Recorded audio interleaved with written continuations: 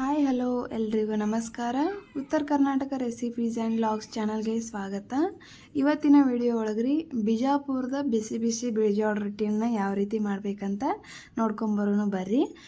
ಇವಾಗ ನಾವು ಜೋಳದ ರೊಟ್ಟಿ ಮಾಡ್ಬೇಕಂದ್ರೆ ಮೊದಲಿಗೆ ಇವಾಗ ನಿಮ್ಮ ಹಿಟ್ಟಿನೊಳಗೆ ಹೆಂಗೆ ಜಿಗಿಟ್ಟಿರ್ತೈತಲ್ಲ ಅದ್ರ ಮೇಲೆ ಡಿಪೆಂಡ್ ರೀ. ನಾವು ಜಾಸ್ತಿ ರೊಟ್ಟಿ ಮಾಡಕತ್ತಿದ್ದಕ್ಕೆ ಒಂದು ಕಾದದ ಹಂಚನ್ನು ಇಟ್ಟು ಅದರೊಳಗೆ ಎಷ್ಟು ಬೇಕಲ್ಲ ಅಷ್ಟು ಪ್ರಮಾಣದಲ್ಲಿ ನೀರನ್ನು ಕುದಿಯೋಕ್ಕಿಟ್ಟು ಈ ಕಡೆ ಹಿಟ್ಟನ್ನು ಚಾಣಿಸ್ಕೊಳತ್ತೀನಿ ರೀ. ಚಾಣಿಸ್ಕೊಂಡು ಆದ ಬಳಿಕ ಅದನ್ನು ಜಿಗಿಟ್ಟು ಹಾಕೋಕೆ ಅನುಕೂಲ ಆಗಲಿ ಅಂಥೇಳಿ ಸ್ವಲ್ಪ ಗುಂಡಿ ಥರ ಮಾಡಿ ಅದರೊಳಗೆ ಕುದಿತಕ್ಕಂಥ ನೀರನ್ನು ಜಾಸ್ತಿ ಕುದೀತಾ ಇರ್ಬೇಕು ರೀ. ಅವಾಗ ಹಾಕ್ಬೇಕು ಈ ಜಿಗಿಟನ್ನು. ಇವಾಗ ಕುದಿಲಾರ್ದಾಗ ಹಾಕೋದಲ್ರಿ, ಕುದಿಯುವಾಗ ಸ್ವಲ್ಪ ಸ್ವಲ್ಪ ತೆಗೆದು ಹಾಕಬೇಕು. ನೀವು ತೆವಿ ಒಳಗನ ಹಾಕಿ ಇಟ್ಕೋತೀನಿ ಅಂತ ಏನಿಲ್ಲ. ಇವು ಬೊಗಣೆ ಒಳಗೆ ಗಡಿಗೆ ಒಳಗೆ ಅದು ಎಲ್ಲ ಕುದಿಯೋಕೆ ಇಟ್ಕೋಬೋದು ನೀವು. ಬಟ್ ನಮ್ಗೆ ಹಿಂಗೆ ಅನುಕೂಲ ಆಗೈತಿ, ಡೈಲಿ ಹಿಂಗೆ ಮಾಡ್ತೀವಿ. ಅದಕ್ಕೋಸ್ಕರ ಈ ರೀತಿ ಮಾಡ್ತಾಯಿದ್ದೀನಿ ರೀ. ಅದರೊಳಗೆ ನೀರು ಹಾಕ್ಕೊಂಡು ದಂಡಿಯಿಂದ ಕಡ್ಚಿಯಿಂದ ಸ್ವಲ್ಪ ಸ್ವಲ್ಪ ಹಿಟ್ಟು ಕೂಡಿಸ್ಕೊತ ಅದು ಗಟ್ಟಿ ಆಗೋ ತನಕ ಕೂಡಿಸ್ಬೇಕು ರೀ. ಆಮೇಲೆ ಉಳಿದಿರ್ತಕ್ಕಂಥ ಹಿಟ್ಟನ್ನು ಮ್ಯಾಲೆ ಈ ಥರ ಒಣ ಹಿಟ್ಟಿನಿಂದನ ಅದನ್ನು ಕಲಸ್ಕೊಂಡಂಗೆ ಮಾಡ್ಬೇಕು ರೀ. ಕೈ ಸುಡ್ಲಾರ್ದಂಗೆ ಒಣ ಹಿಟ್ಟನ್ನು ಬಳಸ್ಕೊಂಡು ಈ ರೀತಿ ಸ್ವಲ್ಪ ಮಿದ್ಕೊಂಡಂಗೆ ಮಾಡ್ಬೇಕ್ರಿ. ಮಿದ್ಕೊಂಡು ಆದ ಬಳಿಕ ಇವಾಗ ಸ್ವಲ್ಪ ತಣ್ಣೀರನ್ನು ಸೇರಿಸಿ ನಾದ್ಕೋಬೇಕ್ರಿ. ಇವಾಗ ನಿಮಗೆ ಅರ್ಜೆಂಟ್ ಇರಲಿಲ್ಲ ಅಂದ್ರೆ ರೊಟ್ಟಿದು ಸ್ವಲ್ಪ ಹೊತ್ತು ಅದು ಆರಕ್ಕೆ ಬಿಟ್ಟು ಮಾಡ್ಕೋಬೋದು. ಇಲ್ಲ ಅಂತಂದ್ರೆ ಅರ್ಜೆಂಟ್ ಇತ್ತಂತಂದ್ರೆ ಬಿಸಿ ಇದು ಒಣ ಹಿಟ್ಟಿನ ಇರ್ತೈತಲ್ಲ ಆ ಒಣ ಹಿಟ್ಟನ್ನು ಬಳಸ್ಕೊಂಡು ನೀವು ಕೂಡ ಅವಾಗಲೇ ನಾದ್ಕೋಬೋದು. ಇವಾಗ ಸ್ವಲ್ಪ ತಣ್ಣೀರು ಸೇರಿಸಿ ನಾದ್ತಾಯಿದ್ದೀನಿ ನೋಡಿರಿ. ಜಾಸ್ತಿ ಹಿಟ್ಟಿರೋದ್ರಿಂದ 2 ರೌಂಡಲ್ಲಿ ನಾದ್ತೀನಿ ರೀ.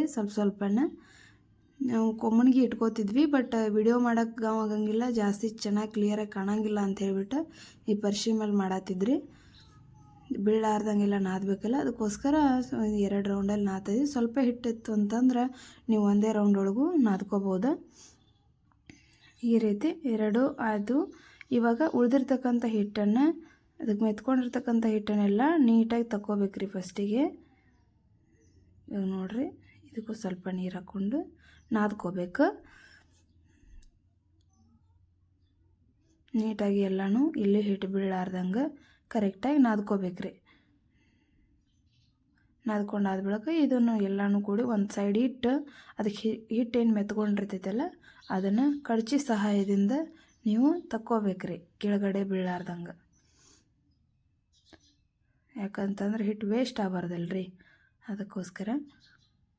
ವೇಸ್ಟ್ ಆಗುತ್ತೆ, ಬಟ್ ನಾವು ಬೇಕು ಅಂಥೇಳಿ ವೇಸ್ಟ್ ಮಾಡಬಾರ್ದ್ರಿ.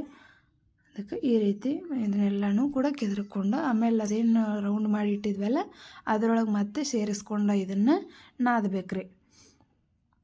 ಇವಾಗ ಹಿಟ್ಟನ್ನು ನಾದೋದ್ರೊಳಗೆ ರೊಟ್ಟಿ ಗುಟ್ಟು ಅಡಗಿರ್ತೈತಿ ಅಂತ ಹೇಳ್ತಾರೆ ಹಿರಿಯರ.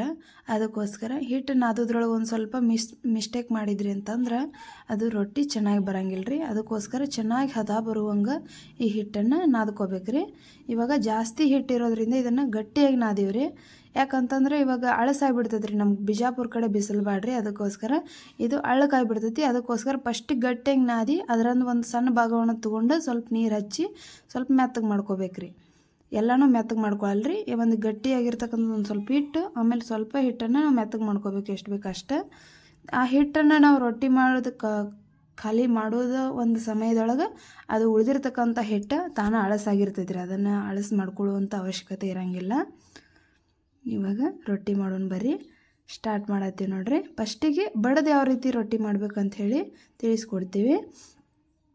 ಈ ರೀತಿ ಸ್ವಲ್ಪ ರೌಂಡಾಗಿ ಮಾಡ್ಕೊಂಡು ಎಷ್ಟು ಹಿಟ್ಟು ಬೇಕಲ್ಲ ಅಷ್ಟು ಹಿಟ್ಟನ್ನು ತೊಗೊಂಡು ರೌಂಡ್ ಮಾಡಿಕೊಂಡು ಸ್ವಲ್ಪ ಕೆಳಗಡೆ ಒಂದು ಸ್ವಲ್ಪ ಒಣ ಹಿಟ್ಟನ್ನು ಹಾಕ್ಕೊಂಡು ಅದನ್ನು ಸರಿಸ್ಕೊತ ಬಡಿಬೇಕು ರೀ. ಹಂಗೆ ಬಡಿಬಾರ್ದು, ಈ ರೀತಿ ಒಂದು ಸ್ವಲ್ಪ ಸರಿಸ್ಬೇಕು, ಬಡಿಬೇಕು. ಹಾಗೆ ಸ್ವಲ್ಪ ಹಿಟ್ಟನ್ನು ಕೆಳಗಡೆ ಹಾಕ್ತಾ ಇರಬೇಕು ಅವಾಗವಾಗ. ಯಾಕಂತಂದ್ರೆ ಪರ್ಶಿ ಐತಲ್ಲ ಹತ್ಕೊಂಡ್ಬಿಡ್ತೈತಿ. ಹಿಟ್ಟು ತಿರುಗಲಿಲ್ಲ ಅಂತಂದ್ರೆ ರೊಟ್ಟಿ ಚೆನ್ನಾಗಿ ಬರೋಂಗಿಲ್ಲ. ಅದಕ್ಕೋಸ್ಕರ ಕೆಳಗಡೆ ಸ್ವಲ್ಪ ಹಿಟ್ಟು ಹಾಕ್ಬೇಕು, ಜಾಸ್ತಿನೂ ಹಾಕಬಾರ್ದು. ಸ್ವಲ್ಪ ಹಿಟ್ಟು ಹಾಕ್ಕೊಂಡು ತಿರುಗಿಸ್ಕೊಂತ ಬಡಿತಾ ಇರಬೇಕು. ಸ್ವಲ್ಪ ದೊಡ್ಡದಾಗುತ್ತಾನ ಒಂದು ಕೈಲೇ ಬಡಿಬೇಕು ರೀ. ಸ್ವಲ್ಪ ದೊಡ್ಡದಾದಿಂದ 2 ಕೈಯನ್ನು ಬಳಸ್ಕೊಂಡು ರೊಟ್ಟಿಯನ್ನು ಬಡಿಬೇಕು. ಬಡ್ದಾದ್ಮೇಲೆ ಇವಾಗ ರೊಟ್ಟಿ ರೆಡಿ ಆಗೈತೆ ರೀ. ಇವಾಗ ತೆವ್ಯಾಗ ಹಾಕೊಂಡು ಬರ್ರಿ. ಹಂಚು ಕಾದೈತಿ. ಈಗ ಕಾದಿರ್ತಕ್ಕಂಥ ಹಂಚಲ್ಲಿ ರೊಟ್ಟಿಯನ್ನು ಹಾಕಿ ಇವಾಗ ಮೇಲ್ಗಡೆ ನೀರು ಹಚ್ಬೇಕು ರೀ. ನೀರು ಹಚ್ಚಾತೀವಿ ನೋಡಿರಿ. ನೀರು ಹಚ್ಚೋದು ಸಂಪೂರ್ಣವಾಗಿ ಆಯಿತು. ಇದನ್ನು 1 ನಿಮಿಷ ಬಿಡಬೇಕು. ಈ ಕಡೆ ಪೂರ್ತಿ ನೀರು ಆರಿರಬಾರ್ದು, ಈ ಕಡೆ ಪೂರ್ತಿ ಹಸಿನೂ ಇರಬಾರ್ದು. ಆವಾಗಿದ್ದಾಗ ಇದನ್ನು ಹೊಳಿಸಿ ಹಾಕಬೇಕು. ಹೊಳಿಸಿ ಹಾಕಿದ ಬಳಿಕ ಸ್ವಲ್ಪ ಪೂರ್ತಿ ಚೆನ್ನಾಗಿ ಎಲ್ಲ ಕಡೆನೂ ಬೆಂದಾದ ಬಳಿಕ ಅದನ್ನು ಪೂರ್ತಿ ಹೊಳಿಸಿ ಹಾಕಿರಂದ್ರೆ ಮತ್ತೊಂದು ಸಲ ಹೊಳಿಸಿ ಹಾಕಿರಂದ್ರೆ ಅದು ಚೆನ್ನಾಗಿ ಉಬ್ತೈತೆ ರೀ. ಇವಾಗ ನೋಡ್ತಾ ಇದ್ದೀರಲ್ಲ ಚೆನ್ನಾಗಿ ಉಬ್ತೈತಿ. ಇವಾಗ ಎರಡನೇ ರೊಟ್ಟಿ ಮಾಡತ್ತೀನಿ ರೀ. ಫಸ್ಟಿಗೆ ನೀವು ಇದು ಬಡ್ದು ಹೆಂಗೆ ರೊಟ್ಟಿ ಮಾಡೋದು ಅನ್ನೋದನ್ನು ತಿಳ್ಕೊಂಡ್ರಿ. ಇವಾಗ ಬಿಗಿನರ್ಸು ಇರ್ತಾರೆ, ಅವ್ರಿಗೆ ಸ್ಟಾರ್ಟಿಂಗಲ್ಲಿ ಬಡ್ದು ಮಾಡೋಕ್ಕೆ ಬರೋಂಗಿಲ್ಲ. ಅಂಥವ್ರಿಗೋಸ್ಕರ ಇದು ಸ್ವಲ್ಪ ರೌಂಡ್ ಆಗುತ್ತಾನ ಬಡಿಬೇಕ್ರಿ, ಸ್ವಲ್ಪ ರೌಂಡ್ ಆಗುತ್ತಾನ. ಆಮೇಲೆ ಒಂದು ಲಟ್ಸನ್ಗೆ ಸಹಾಯದಿಂದ ಇವಾಗ ನೀವು ಚಪಾತಿ ಲಟ್ಸೋದಾದರೂ ತೊಗೋಬೋದು, ಅಥವಾ ರೊಟ್ಟಿ ಲಟ್ಸೋದಂತೇಳಿ ಸಪ್ರೇಟ್ ಲಟ್ಸನ್ಗಿನೂ ಸಿಗ್ತಾವೆ, ಆ ಲಟ್ಸನ್ಗೆ ಆದರೂ ತೊಗೋಬೋದು. ಅದನ್ನು ತೊಗೊಂಡ್ಬಿಟ್ಟು ಒಂದು ಸ್ವಲ್ಪ ಪ್ಲ್ಯಾಸ್ಟಿಕನ್ನು ಸುತ್ತಬೇಕು ರೀ ಮ್ಯಾಲೆ. ವೇಸ್ಟ್ ಪ್ಲ್ಯಾಸ್ಟಿಕ್ ಆದರೂ ಸುತ್ತಿರಿ, ಅಥವಾ ಅದಕ್ಕೆ ಅಂತ ಪ್ಲ್ಯಾಸ್ಟಿಕ್ ಕೂಡ ಸಿಗ್ತಾವೆ, ಆ ಪ್ಲ್ಯಾಸ್ಟಿಕ್ ಆದರೂ ಸುತ್ತಕೊಂಡು ನೀವು ಚೆನ್ನಾಗಿ ಅದನ್ನು ತಿರುಗಿಸ್ಕೊಂತ ಲಟ್ಟಿಸ್ಕೊತ ಬರಬೇಕು. ಈ ಲಟ್ಟಿಸ್ಕೊಳಕ್ಕೆ ಮೇನ್ ಹಿಟ್ಟು ಹೆಂಗೆ ಇರಬೇಕಂತಂದ್ರೆ, ಇವಾಗ ನಾವು ಯಾವಾಗಲೂ ಮಾಡ್ತೀವಿ ಫರ್ಕ್ ಬೀಳಲ್ರಿ. ಇವಾಗ ನಾವು ಅಳಸಿದ್ರು ಸುನ್ಯಕ್ಕೆ ಮಾಡ್ತೀವಿ, ಬಟ್ ಈ ಲಟ್ಸು ಒಂದು ರೊಟ್ಟಿಗೆ ಗಟ್ಟಿಯಾಗಿರ್ತಕ್ಕಂಥ ಹಿಟ್ಟೇ ಬೇಕು. ನಾವು ಫಸ್ಟ್ ನಾದಿದ್ದೀವಿ ನೋಡಿರಿ, ನೀರು ಹಾಕೋಲಾರ್ದ ನಾದಿದ್ದು ಆ ಥರ ಹಿಟ್ಟನ್ನು ಇದು ಲಟ್ಸಕ್ಕೆ ನಾವು ಬಳಸಬೇಕು. ಯಾಕಂತಂದ್ರೆ ಬಿಗಿನರ್ಸ್ ಇರ್ತಾರಲ್ಲ, ಲಟ್ಸಕ್ಕೆ ಅವ್ರಿಗೆ ಗ್ರಿಪ್ ಸಿಗಂಗಿಲ್ಲ ರೀ. ಅದಕ್ಕೋಸ್ಕರ ಇವಾಗ ಲಟ್ಸಕ್ಕೆ ಗ್ರಿಪ್ ಸಿಗ್ಬೇಕಂತಂದ್ರೆ ಗಟ್ಟಿಯಾಗಿ ನಾದಿದ್ವಿ ಅಂದ್ರೆ ಅವು ಹೆಂಗೆ ಲಟ್ಟಿಸ್ತೀವಿ ಹಂಗೆ ಹಿಗ್ತಾವ್ರಿ. ಅದಕ್ಕೋಸ್ಕರ ಸ್ವಲ್ಪ ಗಟ್ಟಿಯಾಗಿಯೇ ನಾದ್ಕೊರಿ. ಗಟ್ಟಿಯಾಗಿ ನಾದ್ಕೊಂಡು ಲಟ್ಸಿದ್ರೆ ಚೆನ್ನಾಗಿ ಬರ್ತಾವ್ರಿ ರೊಟ್ಟಿ. ಇವಾಗ ಎರಡನೇ ರೊಟ್ಟಿ ರೆಡಿ ಆಯ್ತು ರೀ. ನಾವು ಜಾಸ್ತಿ ರೊಟ್ಟಿ ಮಾಡ್ತೀವಿ ರೀ, ಎಲ್ಲನೂ ತೋರಿಸ್ಕೊತ ಕುಂದ್ರಕ್ಕೆ ಆಗಂಗಿಲ್ಲ. ಅದಕ್ಕೆ ನೀವು ಇವಾಗ ಲಟ್ಸಿ ಯಾವ ರೀತಿ ಮಾಡ್ತಾಯಿದ್ದೀವಿ, ಬಡದು ಯಾವ ರೀತಿ ಮಾಡ್ತಾಯಿದ್ದೀವಿ ಅದನ್ನಷ್ಟೇ ತೋರಿಸ್ತಾ ಇರೋದು. ಇವಾಗ ಇನ್ನೊಂದು ಲಟ್ಸಿನ ಮಾಡತ್ತೀನಿ ನೋಡಿರಿ, ಇನ್ನೊಂದು ಲಟ್ಸಿನ ರೊಟ್ಟಿ ಮಾಡತ್ತೀನಿ. ಯಾವಾಗಲೂ ನೀವು ಉಳ್ಳಿ ಮಾಡ್ಕೊಂಡು ಕೂಡಲೇ ಅದನ್ನು ಲಟ್ಸಕ್ಕೆ ಹೋಗ್ಬೇಡ್ರಿ. ಸ್ವಲ್ಪ ಕೈಯಿಂದ ಅಗಲು ಮಾಡ್ಕೊಂಡು ಆಮೇಲೆ ಲಟ್ಸನ್ಗೆ ಹಚ್ಚಿರಿ, ಅದು ನೀಟ್ ಬರ್ತೈತಿ. ಯಾಕಂದ್ರೆ ನೀವು ಒಮ್ಮೆ ಲಟ್ಸನ್ಗೆ ಹಚ್ಚಿದ್ರಿ ಅಂದ್ರೆ ಉಳ್ಳಿ ಮಾಡ್ಕೊಂಡು ಕೂಡಲೇ ಅದ್ರ ಮೂಗು ಸಿಳ್ತೈತೆ ಅಂತಾರೆ ನೋಡಿರಿ. ದಂಡಿಗೆಲ್ಲ ಸಿಳ್ಕ್ ಆಕೈತಿ.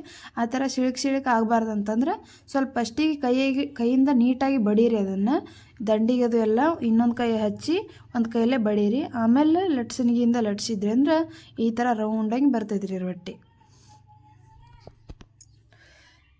ಇವಾಗ ತೆಳ್ಳಗಂಗೆ ಮಾಡೀವ್ರಿ ಈ ರೊಟ್ಟಿ.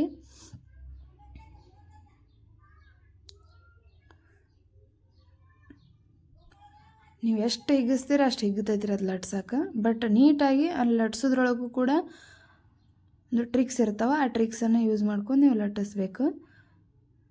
ಜಾಸ್ತಿ ಭಾರನೂ ಹಾಕ್ಬಾರ್ದು, ಜಾಸ್ತಿ ಲೂಸು ಬಿಡಬಾರ್ದು. ಆ ರೀತಿ ನೀವು ಲಟ್ಟಿಸ್ಬೇಕು. ಅದು ಕೆಳಗಡೆನೂ ಹತ್ಕೊಳ್ಳೋಂಗಿಲ್ಲ, ನಿಮ್ಮ ಲಟ್ಸನ್ಗಿಗೂ ಹತ್ಕೊಳ್ಳೋಂಗಿಲ್ಲ, ನೀಟಾಗಿ ರೊಟ್ಟಿ ಬರ್ತೈತ್ರಿ. ಇವಾಗ ನೋಡ್ತಾ ಇದ್ದೀರಲ್ಲ, ಇವಾಗ ಇಷ್ಟು ರೊಟ್ಟಿಗಳು ರೆಡಿ ಆಗಿದಾವ್ರಿ. ಇನ್ನೂ ಐತಿ ಮಾಡತ್ತೀವಿ. ಅದಕ್ಕೋಸ್ಕರ ನಿಮಗೂ ಇಷ್ಟ ಆಗಿತ್ತಂತಂದ್ರೆ ಬಿಗಿನರ್ಸ್ ಆಗಿರ್ಬೋದು, ಯಾರೇ ಆಗಿರ್ಬೋದು, ಈ ಥರ ರೊಟ್ಟಿಯನ್ನು ಫೇಮಸ್ ರೀ ಬಿಸಿ ಬಿಸಿ ಬಿಳಿಜೋಳ ರೊಟ್ಟಿ ಅಂಥೇಳಿ ನೀವು ಮಾಡಿ ಯಾವ ರೀತಿ ಬಂದಿತ್ತು ಅಂಥೇಳಿ ಕಮೆಂಟ್ ಬಾಕ್ಸ್ ಒಳಗೆ ಕಮೆಂಟ್ ಹಾಕಿ ತಿಳಿಸ್ರಿ. Thanks for watching. Thank you friends.